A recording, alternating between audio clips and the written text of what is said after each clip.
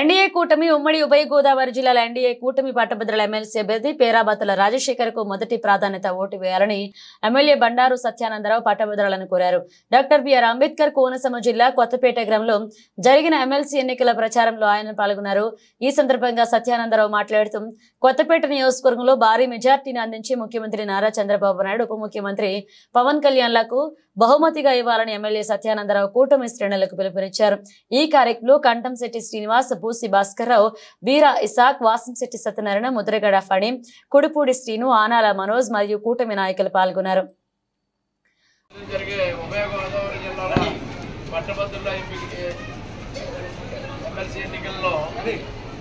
కూటమి అభ్యర్థిగా పోటీ చేస్తున్న శ్రీ పేరాబత్తుల రాజశేఖర్ గారికి పోవడానికి అందరూ అందుకుని రావడం జరిగింది.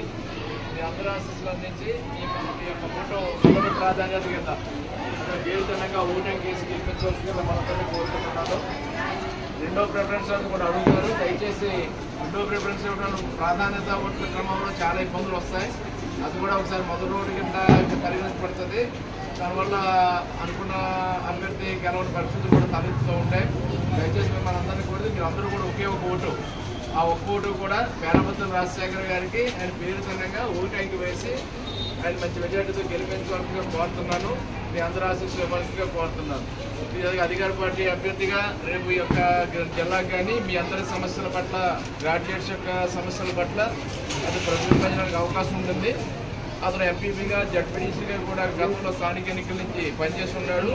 చాలా సహృదయ ఉన్న వ్యక్తి, చాలా మంచి వ్యక్తి, అందరికీ అందుబాటులో ఉండే వ్యక్తి.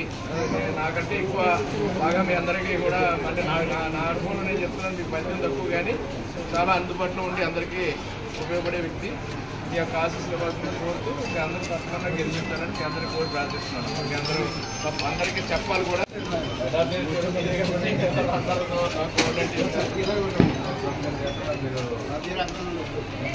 రాజశేఖర్ గారి ఒక్కోటి పేరు తిన్నాక ఓటు చాలా మంది కొత్త వాటర్ సందర్భంగా